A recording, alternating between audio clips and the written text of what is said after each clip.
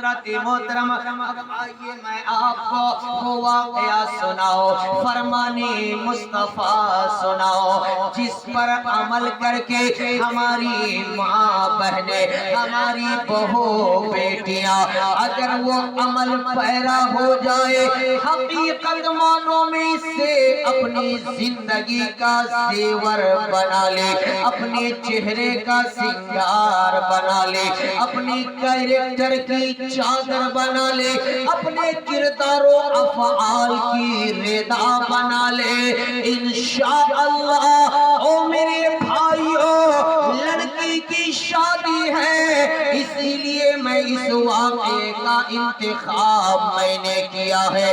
آپ ذرا غور سے سننا، ہماری ماں بہنیں بھی غور سے سنیں، ریکارڈنگ کیجئے، اپنی ماں بہن بہو بیٹیوں کو سنائیے، انشاءاللہ اگر ہماری ماں بہن بہو بیٹیاں اس پر عمل کر لیتی ہیں تو اس کی ڈولی اٹھے گی تو باپ کے گھر سے، اور جنازہ اٹھے گا تو شوہر کے گھر۔ حضرت محترم میرے آقا صلی اللہ تعالی علیہ وسلم کا زمانہ ہے، میرے مصطفیٰ کا زمانہ ہے، آقا کی ظاہری حیات ہے، میرے آقا کا ایک غلام، میرے نبی کا ایک صحابی، میرے آقا صلی اللہ تعالی علیہ وسلم کا ایک محب جب شادی کر لیتا ہے، شادی کے کچھ مہینوں کے بعد جب وہ باہر جانے لگتا ہے، کہیں کمانے کے ارادے سے گھر سے نکلتا ہے، اپنی بیوی سے کہتا ہے، او میری بیوی سنو سنو، میں تم سے عہد لینا چاہتا ہوں، میں تم سے وعدہ کروانا چاہتا ہوں، ایک بات کا وعدہ کرو۔ بیوی وفادار تھی، بیوی نے کہا، او میرے شوہر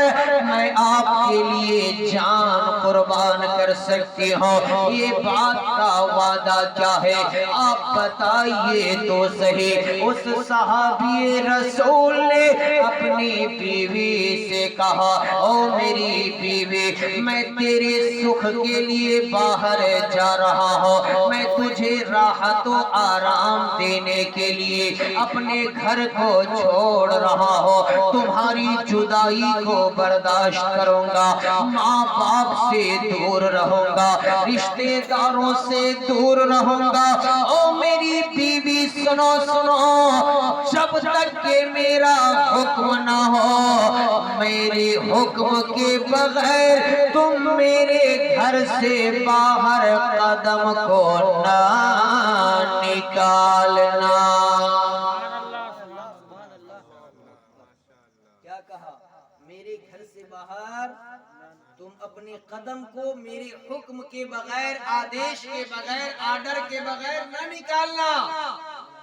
بیوی بھی وفادار تھی، بیوی نے وعدہ کر لیا، اب شوہر چلے گئے کمانے، باہر چلے گئے، اب کیا ہوتا ہے، کچھ ہی مہینہ گزرا ہے کہ اس عورت کا باپ جو قریب ہی میں تھا، اس کی طبیعت خراب ہو جاتی ہے، گھر کے لوگوں نے بتایا، مائکے والوں نے بتایا، او بہنیں، او بھتیجی، او بیٹی، تیرے باپ کی طبیعت بہت خراب ہے، جا اپنے باپ سے ملاقات کر لے۔ آپ میری اس بات کو ذہن میں رکھے، ایک عورت اگر اللہ کے نبی کے فرمان پر عمل کرے گی تو باپ کو بھی جنتی بنا سکتی ہے، بھائی کو بھی جنتی بنا سکتی ہے، شوہر کو بھی جنتی بنا سکتی ہے، اور ان کی ہونے والی اولاد بھی جنتی بن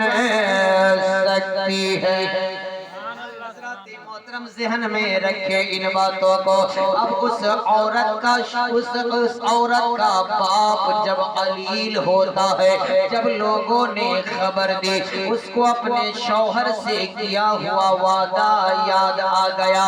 کسی کو نبی کی بارگاہ میں بھیجے کہ جان آقا کو یہ پیغام سنا، میں اس حالت میں اپنے شوہر کے گھر ہوں، میں نے شوہر سے وعدہ کیا ہے. او نبی اللہ، آج میرا باپ بیمار ہے، کیا میں اپنے شوہر کے حکم کے بغیر اپنے باپ سے مل سکتے ہو؟ اللہ اکبر، اللہ اکبر. میرے نبی نے جب سنا ہے، اس قاصد کے ذریعے آقا نے خبر بھیجی، جاؤ اس عورت کو کہنا تم اپنے شوہر کے حکم پر عمل کرو، یہی تمہارے لیے بہتر ہے. تم اپنے شوہر کے حکم پر عمل کرو، یہی تمہارے لیے بہتر ہے. اب وہ عورت رک جاتی ہے. کچھ دن اور گزرا، باپ کی طبیعت اور خراب ہوئی.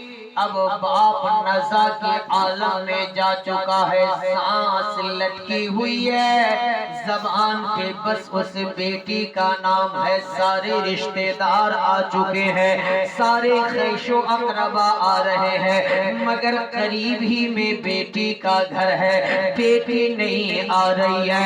پھر رشتہ داروں نے جا کر کہا، او بیٹی باپ دنیا سے جانے والا ہے، بس اس کی زبان پہ تیرا ہی نام جاری ہے. او بیٹی جا اپنے باپ سے آخری ملاقات کر لے. پھر اس عورت نے، اس بیٹی نے نبی کے پاس ایک قاصد کو بھیجا اور نبی کی بارگاہ میں اپنی فریاد کو پہنچوایا. پھر اس نے اجازت طلب کی، پھر وہی بات کہلوائی، یا رسول اللہ، اس کا شوہر نہیں ہے، اس نے وعدہ کروایا ہے، اس کا باپ دنیا سے جانے والا ہے، ایسی حالت میں ہے، وہ اجازت چاہتی ہے، آپ کا حکم چاہتی ہے، آپ کیا فرما رہے ہیں؟ پھر نبی نے فرمایا، او آنے والی سنو سنو، جا میرے غلام کو کہہ دینا، میرے اس خادمہ کو کہہ دینا، میرے غلام کی اس بیوی کو کہہ دینا، تیرے لیے شوہر کے حکم پر عمل کرنے ہی میں بھلائی ہے. سبحان اللہ. اب پھر وہی بات آئی، پھر وہ عورت نہیں گئی، اس کے باپ کی روح نکل جاتی ہے، اس کا باپ انتقال کر جاتا ہے.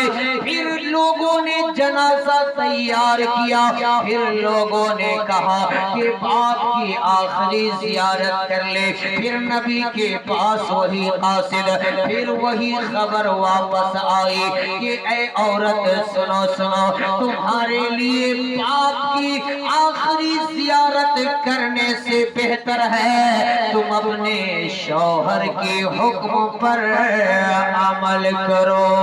اللہ اللہ، تاریخ بتاتی ہے وہ عورت نبی کے فرمان پر عمل کرتی رہی، اپنے شوہر سے کیے ہوئے وعدے کے مطابق اپنے گھر سے باہر قدم کو نہیں نکالا.